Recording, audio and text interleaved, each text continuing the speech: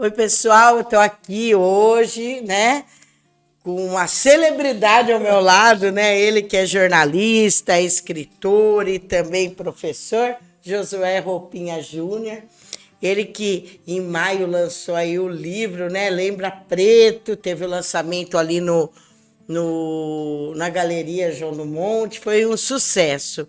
E eu queria conversar um pouquinho sobre esse livro, o que te levou a fazer esse livro, quais os aspectos mais relevantes, né? Além das gravuras, né, maravilhosas que foi feita aí pelo meu amigo pessoal também, o Fábio Vieira, né, que tem uma qualidade em seus desenhos maravilhosos. Ô Pinha, vamos começar então aí falando um pouquinho sobre o que te levou a escrever esse livro. Bom, vamos lá. Obrigado, Márcia, pelo convite. Para mim é uma alegria estar aqui. Estar no Terceira Visão aqui é sempre uma alegria, é sempre muito gostoso. Bom, o livro ele começou, na verdade, assim, eu sempre escrevi bastante artigos para jornais, Exato. que é algo que eu gosto de fazer e gosto de levar também assuntos que eu carrego, que eu acredito, para a mídia. E, inclusive, a Terceira Visão sempre abriu espaço para isso, que é algo que é muito importante. E aí, um dia eu escrevi um poema e deixei ele guardadinho. Aí eu mandei para um amigo meu, que é formado em letras, ele é revisor, eu falei, o que você acha? Assim, ficou muito... né, porque eu não tinha costume de fazer, né? E aí ele falou assim, meu, tá incrível. Sabe quando a pessoa dá aquele gás, assim? Ele falou, vai nessa pegada que vai funcionar. E eu tinha também comigo a Dirce, você chegou a conhecer a Dirce? Sim, sim. A Dirce, ela tem que a gente, enfim, depois que ela acabou falecendo, a gente nunca encontrou, não sei se ela aí já chegou a encontrar, mas ela tinha várias poesias escritas. E uma delas acabou sendo publicada no falecimento dela, no jornal, e ela sempre teve essa vontade de alguma maneira, publicar esses poemas, esses textos. Aí eu falei, eu acho que eu posso fazer a minha maneira, mas realizar esse meu desejo e também, de alguma maneira, realizar, né, esse desejo que ela tinha. E quem é o Pio? O Pio. Quem é o Pio? Quem é o Quem é o Pio? Pio? Deixa eu até ver se... Eu ainda não me acostumei ainda com todas as páginas aqui do livro. Tô um pai meio relapso, mas um dos textos aqui do livro que você perguntou sobre o Pio é um escravo que se tem notícia que passou aqui por Valinhos mais ou menos 1850. Eu não sou muito bom de datas. E por que a gente sabe o nome? Primeiro que o professor Jéssico Legatti ele tem um texto que ele fala sobre o Pio. Sim. E os jornais noticiaram a fuga do Pio. Não sei se o pessoal que está assistindo consegue ver. Aqui é o Pio, que é retratado pelo Fábio Vieira. E aqui atrás, essa marca nas costas, é o mapa da cidade de Valinhos. E o Pio ele foi um escravo que ele viveu aqui em Valinhos, passou por aqui e a gente tem notícia dele pelos jornais da época.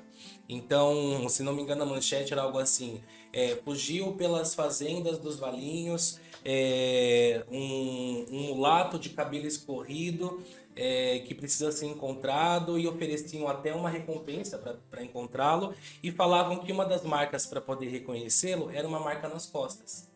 Então ele é um resgate assim De uma de uma história. história, né, que faz parte da nossa cidade, né? E ficou muito bacana na hora que eu li. Eu falei assim: nossa, tem que resgatar Sim, em uma história que faz parte do nosso município, né? exato. Na época não era ainda município, a gente Sim, ainda era a vila lá de Campinas, né? sim. Ainda a gente estava nas fazendas cafeeiras, Exato, né? exato. Onde a escravidão predominava. Sim. Além do que você falou, dos poemas, a poesia, você retrata aí o dia a dia e as vivências Sim, dos negros, né, sim. no dia a dia. Hoje você tem essa bandeira, você foi o grande idealizador, né, da Marcha Zumbi, a Aqui em primeira marcha Valinhos. que teve. Então, assim, o que é para você resgatar essa questão que Sim, é tão importante nos dias de hoje? sim. Eu acho que assim, você tocou num ponto que é essencial, Márcia. Valinhos tem costume de que, assim, só um parênteses com relação à marcha, né? Ela foi a primeira que foi idealizada aqui em Valinhos e ela já acontecia em outros estados, outras cidades e aqui falei, por que não fazer, né? E ela acabou acontecendo. Foi um Mas sucesso. foi, graças a Deus foi um sucesso. E aí, por que resgatar essa história, né? O Valinhos tem o costume de sempre contar a história da formação da cidade, sempre sob a ótica dos europeus, sempre sob Dos a ótica dos imigrantes italianos, exatamente. dos japoneses. E o negro sempre ficou de lado, nunca foi contada essa história. Então, antes das fazendas aqui, antes das produções, das plantações nas fazendas e nos sítios, teve uma galera aí, uma população preta, uma população negra que passou aqui antes para poder construir essa cidade, para poder também fazer parte do processo de formação. E a partir do momento que as instituições daqui da cidade sempre a gente tem um monumento aqui dos imigrantes italianos, né? Que Mas olha, a gente não tem aqui próximo do museu. Mas a gente não tem algo que conte também essa história, né? Então, Valinhos sempre teve o costume de contar a sua história de formação somente sob a ótica dos italianos. E é importante a gente fazer esse reparo histórico, a gente fazer essa correção, falar, ok, colônia, os imigrantes europeus, os japoneses também construíram, fizeram parte da formação da cidade, isso é muito importante, mas a população negra também. Quem antecedeu, né? Quem conhece a história de Valinhos sabe que foi aí um bairro praticamente de Campinas, antes até de Jundiaí. Sim. E que aqui se tinha fazendas de café daqueles de comando bravo, como a gente estudou na história, onde os escravos foram grandes precursores no cultivo do café. Sim, sim. E para onde eles foram? E o que eles fizeram? Se perderam na história? Exato. Então aí eu achei bacana quando falou desse Pio. Sim. Falei, nossa, Quem é Pio? quem é Pio? Sim. Né? Então a gente deixa para trás aqueles que foram grandes colaboradores para a história se iniciar, né? Sim, sim. Com certeza.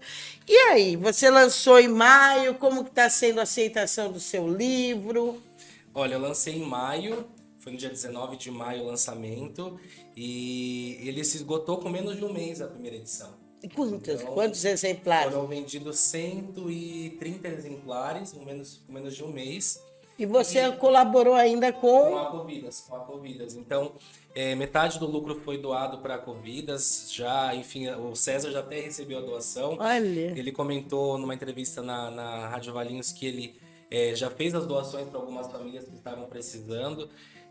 Que eu acho que, acima de tudo, tem que ter um objetivo, né? Eu não fiz para ganhar dinheiro, né? Eu tenho minha profissão, tem pessoas são profissionais que escrevem, mas não é a minha profissão, não é o meu ofício principal. Então eu fiz mesmo com o objetivo de resgatar essa história e de poder ajudar de alguma maneira algo que também fizesse sentido com o livro. E aí, enfim, menos de um mês de lançamento foram esgotados, tive que mandar fazer agora uma nova tiragem com mais 200 livros. A lista já está quase esgotando. Oh, meu Deus do céu. Mas vai ter outra bem. exposição, não vai ter? Outro evento. Aonde vai ser? Dia 1 de julho, no terreiro do pai Joãozinho Galerani, em Campinas. Olha, Sei meu se vocês grande conhecem. amigo. Ai, que legal. Olha, Joãozinho, ó. Beijo, Ai, vou até Joãozinho vai mandar assistir. replicar esse vídeo para você. Adoro ele, que é defensor, né? Ele é defensor, um lutador. Hoje ele é presidente da ARMAC, da Associação dos Religiosos de Matriz Africana de Campinas e região. E ele mesmo quem teve a iniciativa, ele me chamou, eu conheço algumas pessoas de Campinas, trabalho lá faz bastante tempo, e aí essas pessoas me procuraram falando, se você viesse para Campinas e tal, e ficou meio que no limbo. Aí um dia o pai Joãozinho me chamou e falou, olha, por que você não faz aqui no terreiro? E aí, assim, como a nossa ancestralidade, espiritualidade, ela trabalha para que a gente esteja junto dos nossos, né? Eu estou lançando um livro que fala um pouco dessa questão da fé, da religiosidade, e o segundo lançamento vai ser em Campinas, que é uma cidade muito simbólica também, acredito eu, para a construção de Valinhos, né? Pela formação de Valinhos. E muitos desses negros, inclusive esse que você citou, que para onde eles foram, né? A gente não tem aí na história exatamente quais foram os caminhos percorridos, mas muitos deles migraram para Campinas. Exatamente. Né? Por isso que a gente tem... Com a chegada dos imigrantes, na realidade, né? Exatamente. E então vai ser quando lá no terreiro?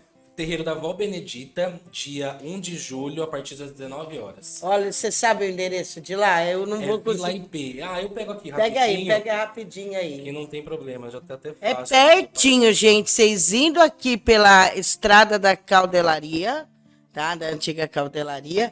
Vocês já vão chegar ali perto do Parque Prado, daí é 2, 3 ruinhas que você vira, você já tá lá junto Sim. com eles. Ó, é Rua Messiaçu, número 145, Vila IP. Que horas vai ser lá? Às 19 horas, dia 1 de julho. 1 de julho. Olha que bacana. E, Roupinha, me diz uma coisa. Você recebeu algum tipo de retaliação ou algum tipo de falácia por estar tratando de um assunto que é polêmico nos dias de hoje? Você recebeu? Sim, sim. Mas eu comecei já a receber esse tipo de retaliação, tanto nos comentários das publicações de matérias, até no meu inbox já chegou, inclusive, falando que era uma perda de tempo, o que eu estava fazendo aqui, que quando, por exemplo, teve a marcha, foi acho que quando eu recebi mais ataques. E aí, inclusive, saiu uma matéria aqui num dos jornais da cidade quando eu fui lançar. E assim que saiu a matéria, tinha um primeiro comentário já atacando, enfim, xingando. Eu nem lembro o que estava dito, porque eu assim, não despendo minha energia para esse tipo de coisa. Mas acontece porque quando a gente mexe na ferida, quando a gente fala em algo que as pessoas ou elas praticam ou elas não querem entender, elas vão atacar. É o que a gente estava falando antes de começar a live. É muito fácil você ser ignorante. É confortável você ficar numa posição de não conheço, não entendo, o que eu já ouvi falar diz que é errado e assim eu vou seguir. É confortável, é muito confortável. Ainda mais, né, que nossos políticos querem que a gente mantenha esse conforto. Exatamente. E eu acho que isso eu aprendi muito aqui em Valinhos, nas escolas de Valinhos, né? Que muitas vezes os nossos governantes, eles querem que a gente seja uma massa de manobra daquilo que eles querem falar. E muitas vezes eles não querem o nosso estudo, a nossa visão, eles já dão tudo pronto e mastigado e as pessoas ficam repercutindo. Sim. Isso acontece com você. Hoje pela manhã eu estive com o Marcelo Yoshida com uma outra questão delicadíssima, né? Então, assim, as pessoas perderam, através da rede social, a verdadeira identidade de ser humano, né? Exato. E eu acho que Charlie Chaplin já falava isso, né? Que mais do que máquinas, a gente precisa de humanidade. E posso falar para você o que eu penso. Na pandemia eu pensei que esse povo ia mudar. Piorou. Eu pensei que as pessoas iam aprender a ser mais solidárias, mais humanas, poder ajudar o próximo, entender que a nossa vida é um sopro, que de repente aconteceu alguma coisa e a gente some. Sim. E não independe da gente ser negro, da gente ser branco, da gente ser hétero ou homossexual ou qualquer outra nomenclatura. Sim. O que a gente tem que entender é que todos nós somos humanos, falhos, muitas vezes, mas o respeito, né? Sim. E eu acho lindo, maravilhoso um trabalho como o seu, que vem aí resgatar, né, as origens africanas. Fiquei muito feliz de saber que vai ser lá no terreiro da avó Benedita, com o João que carrega, o pai João carrega essa questão também da afro, das culturas, da religião. Então, assim, é muito bacana ver o envolvimento de pessoas do bem para trazer à tona essas questões. E a gente vê aí, né? Não é você falar ô negão, não é você falar de uma forma amigável. Não, é muito mais além disso, né? Então, eu gostaria que você falasse essa coisa, o que é além disso? Sim, o além disso que é o que a discussão ela se torna muito essencial. O que eu estou querendo dizer com isso? Nós temos aí um racismo estrutural. Então, primeiro que assim, a palavra racismo ela acabou ganhando uma banalização muito grande. Exatamente. Por diversos casos, por diversos pontos ali que muitas vezes não eram o mote principal da questão racial. E aí, assim, em contrapartida, nós temos o racismo estrutural, aquele que dificulta o acesso da população negra e população pobre à escola, à saúde, ao mercado de trabalho. A gente tem dados aí que trazem que dentro do mercado de trabalho, por exemplo, uma pessoa negra com a mesma formação e uma pessoa branca com a mesma formação, elas têm salários inferiores, não ocupam os mesmos cargos. Esse é o É racismo incrível. estrutural. Desde 13 de maio de 1888, a gente ainda vem carregando essa ideia, né? Exato, exato. E aí você tocou num ponto muito importante, porque assim, desde a questão da abolição, e assim, estamos em 2022. Por que se fala tanto ainda sobre racismo? Porque acontece.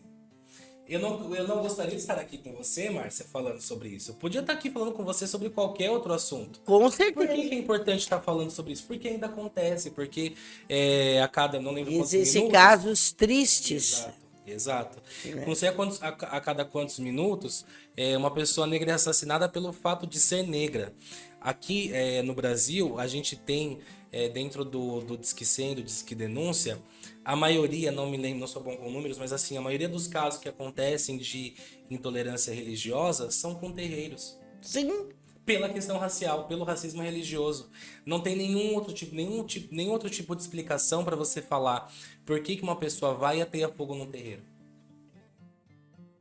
Esse é o racismo estrutural e é esse que a gente precisa tem que discutir, combater. precisa combater. Porque é esse que mata as pessoas, é esse que tira, que acaba com a saúde mental das crianças negras, como eu estava comentando com você de um caso antes da gente começar, de crianças que sofrem a questão do racismo. E o estrutural, quando a gente fala sobre ele envolve também as instituições. Se você chegar hoje e perguntar para qualquer, enfim, para uma secretaria, alguma coisa assim, dentro das instituições que a gente tem na cidade, você está pronto para lidar com uma situação de racismo? Ninguém. Infelizmente. Infelizmente não tá. Mas tem informação, falta boa vontade. Com certeza. E vamos voltar aí no livro, que a gente já viajou lá A gente para empolga. outra. Dois jornalistas Hoje eu malucos tô viajando, né? Quantas páginas tem seu livro? Fala um pouco sobre ele. Como que você fez essa leitura bem rápida de imagens e o texto?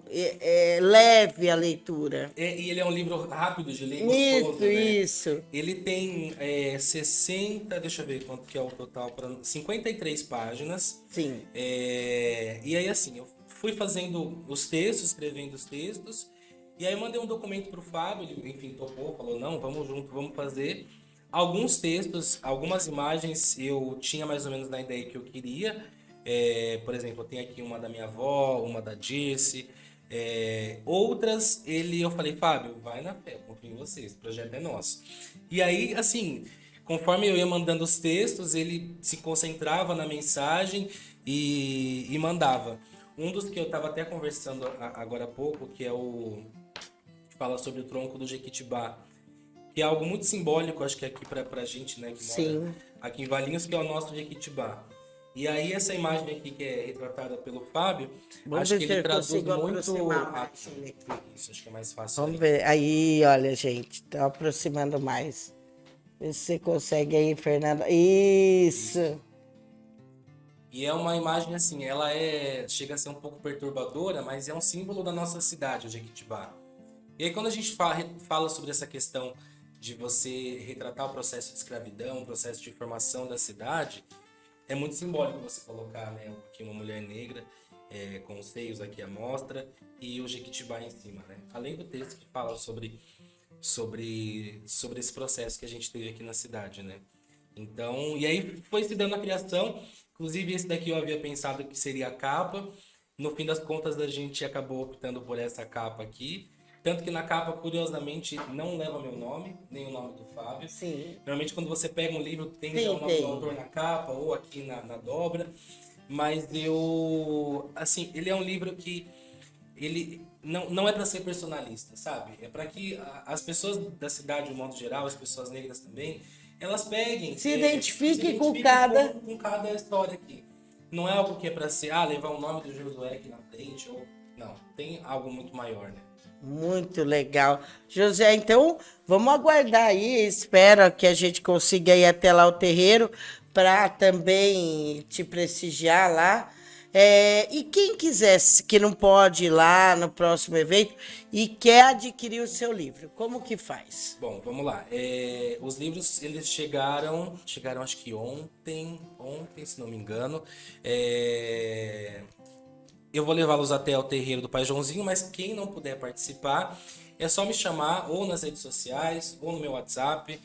Meu WhatsApp é 991912000, mas tem meu Instagram, que é josué.roupinha. E é só me chamar, que aí o valor do livro é R$29,90, sendo que metade do valor vai para os custos de produção e a outra metade vai para a Covidas. Continua indo para eles. Aí, César, vamos continuar trabalhando. É um trabalho lindo. Quem não conhece, o César, ele faz trabalho com a Ecovidas, com os refugiados, né? Um deles foi o Gibson Pierre, que ficou conhecido por ter cantado no The Voice, mas hoje tem um número grande de famílias já adaptadas no nosso município. Tem pessoas já trabalhando dentro da Unilever, trabalhando em casas de família, em outros empregos. Então, assim, é uma forma, uma ONG, né, que Sim. auxilia. Até vou aproveitar o ensejo para falar que existem alguns venezuelanos, sempre enrola para falar isso daí, né? Que ficou na rua pedindo dinheiro, dizendo que estão na rua. Esses são abordados também pela equipe do César, mas eles não querem sair. Então, eles são de um outro segmento, indianos, de outro segmento. E a questão do Ecovidas é trazer essas pessoas, acolher e dar subsídio, né? Através do trabalho dessas próprias pessoas, para que elas vivam bem e sejam acolhidas, né? Ótimo tema até para a gente falar hoje, porque nós comemoramos nessa segunda-feira, né, o Dia do Refugiado. A gente entrevistou o Gibson, mas também é um tema, né, Sim. a ser abordado, que vem crescendo cada vez mais no nosso país. Nossa, eu fiquei muito feliz com a sua presença. Então, gente, quem quiser adquirir, entre nas redes sociais do Roupinha, no WhatsApp, que a gente deixa aí depois para vocês, para que adquira, leia. E também, eu sou muito de falar, pega o livro, comprou, empresta para o vizinho, para outro vizinho, porque aí a gente vai disseminar informações, e boas informações.